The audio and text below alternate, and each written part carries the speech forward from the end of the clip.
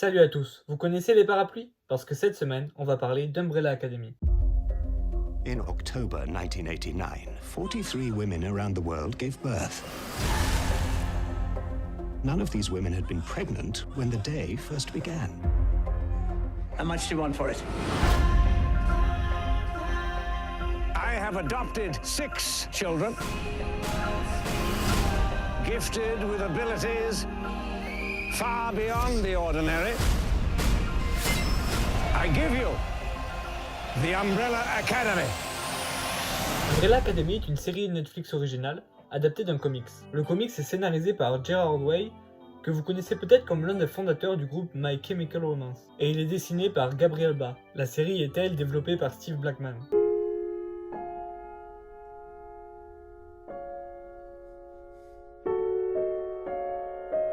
Le 1er octobre 1989, 43 femmes accouchent partout dans le monde. Le problème, c'est qu'elles n'étaient pas enceintes le matin même. Sir Reginald Hargreaves partira pour en adopter, et il en adoptera 5 au final. Il fondera l'Umbrella Academy, un groupe de super-héros. Parce que oui, les enfants sont dotés de super-pouvoirs. Et dès le premier épisode, on comprend direct où va aller la série. Pour Umbrella Academy, le terme pilote porte super bien son nom. Il va totalement guider le reste de la série, ou du moins de la première saison. En le regardant, on sait direct qu'il y aura de l'humour, mais c'est pas tout, il y aura aussi de l'action, comme la série va très bien le montrer par la suite. La part de mystère commence aussi dans cet épisode, mais surtout il pose les 2 éléments qui sont pour moi les 2 plus importants de sa saison, et même de la série entière en fait. La musique et les personnages. La musique est incroyable, elle colle parfaitement aux scènes, que ce soit pendant les scènes d'action ou les scènes plus calmes. Il y a aussi beaucoup de musique connue, mais très bien utilisée, c'est pas genre on a du Queen, regardez, c'est bien, oh là là. Toutes les musiques ont un but dans la narration. Parce que oui, on peut raconter par l'image, on doit même pour une série, mais on peut aussi raconter par la musique, par l'ambiance. La relation entre les personnages est un thème super important pour la série, mais c'est surtout dans ce premier épisode qu'on le voit vraiment. Et c'est fou, parce que c'est à ça que ça sert un pilote.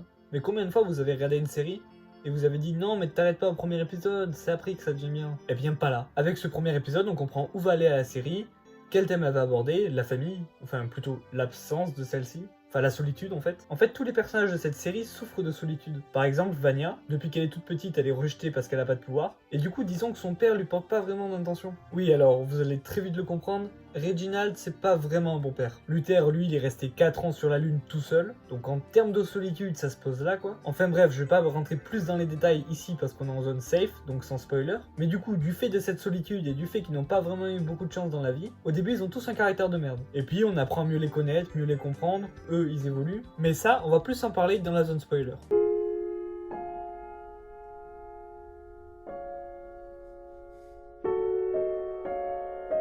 Bonsoir à tous et bienvenue dans la zone spoiler.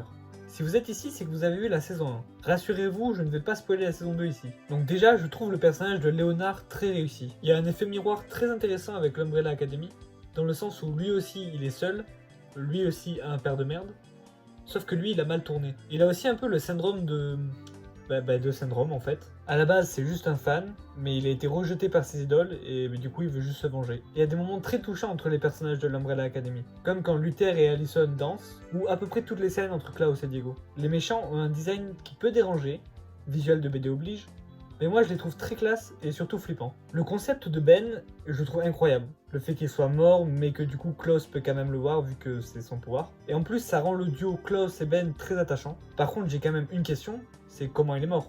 Genre moi j'aimerais bien le savoir. On sait que c'est durant une mission, mais on connaît aucun détail de cette mission. On sait pas du tout comment eux, avec leur pouvoir, ils n'ont pas pu le défendre, ou même lui, parce que son pouvoir il est quand même vachement cheaté. Le twist de Vanilla est plutôt prévisible, mais pas inintéressant. Et ça rend surtout le personnage un peu plus consistant. Et puis c'est un bon gros retour de karma comme on les aime. Mon dernier point c'est sur le père. D'où il vient? Apparemment il vient pas de la Terre, en tout cas pas celle du présent. Pourquoi il a adopté ses enfants? 7 sur 48 d'ailleurs. Les autres enfants doivent aussi avoir des pouvoirs. Et Reginald a dû essayer de les acheter aussi. Donc, il doit avoir les localisations. Comment il a su? Donc, comment il a su pour les enfants, on sait pas. Comment il a su pour l'Apocalypse aussi, on sait pas non plus. Ça donne envie de savoir la suite. Hein. Bah tiens, d'ailleurs, il y a une saison 2.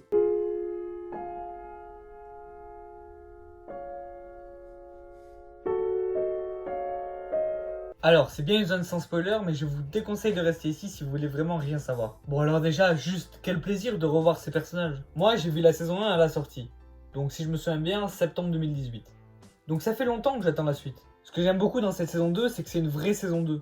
Pas une saison 1-2. Elle est vraiment très différente de la première saison, sur plein de points. Et en même temps, il y a quelques similarités toujours. Tout d'abord, le cadre des années 60 permet d'aborder des thématiques différentes. On n'est plus tellement dans la solitude, mais plus dans l'antiracisme et anti-homophobie. Les années 60 à Dallas n'étant pas vraiment un modèle d'ouverture d'esprit. L'esthétique est toujours autant bande dessinée, notamment dans les costumes de certains personnages. L'humour et la musique sont toujours impeccables, même si bien sûr ça fonctionne mieux que la saison 1. Toujours un énorme travail sur les méchants. Les Suédois sont vraiment super classe et terrifiants. Et en même temps, on éprouve de la compassion pour eux dans certains moments. Le coup de la mémoire oubliée, c'est un peu facile selon moi, hein. Mais ça apporte des scènes cool, donc ça va. Et je l'ai pas dit pour la saison 1, mais le thème de Vanilla, qui était déjà dans cette précédente saison, est vraiment cool et vraiment menaçant. Et Ben est bien plus présent dans cette saison, hein, ce qui m'arrange vu que c'est un de mes persos préférés avec Klaus. Et d'ailleurs, sa relation avec Klaus est toujours aussi cool. Mais je vais en parler un peu plus dans un spoiler. Ah bah tiens, d'ailleurs on y arrive dans un spoiler.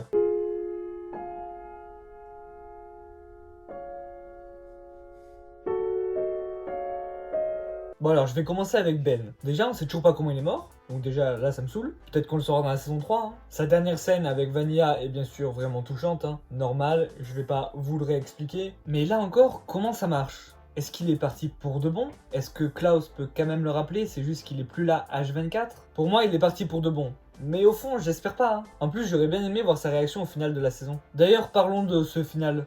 Il y a énormément de questions, bien évidemment. Déjà, on se doute que c'est après avoir rencontré l'Umbrella Academy à Dallas que Reginald n'a pas voulu adopter les mêmes enfants.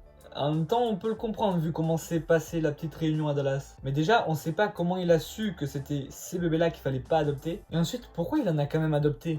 Vu qu'à la base, c'était pas son souhait d'avoir des enfants, ça on l'a bien compris. Et surtout, vu que Vanilla n'a pas été adoptée finalement, l'apocalypse n'aura pas lieu. Donc pourquoi avoir formé la Sparrow Academy ? Encore un sujet sur lequel j'espère que les prochaines saisons s'attarderont, tout comme les origines de Reginald. Par contre, je suis content de voir d'autres enfants ayant des pouvoirs que l'Umbrella Academy, comme je voulais le voir à la fin de la saison 1. Bon, pour l'instant, on n'en connaît vraiment qu'une, Lila, qui est d'ailleurs un perso vraiment cool, même si on savait pas comment la directrice savait pour elle. Vu que ses pouvoirs, c'est par rapport aux autres enfants qu'elle n'avait alors jamais rencontrés. Et hop, un mystère en plus. Petite demande de ma part pour la saison 3 et les saisons d'après.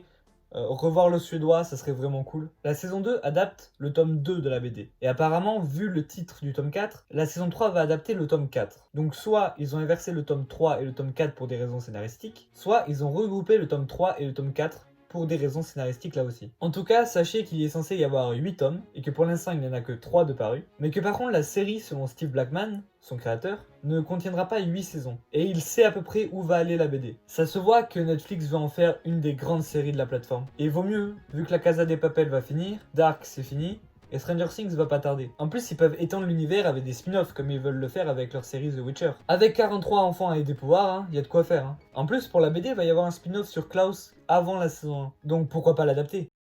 Bon, bah alors ça c'est fait.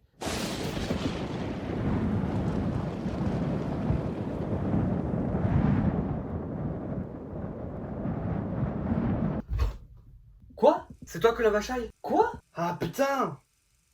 Bon, prépare-toi. Quoi ?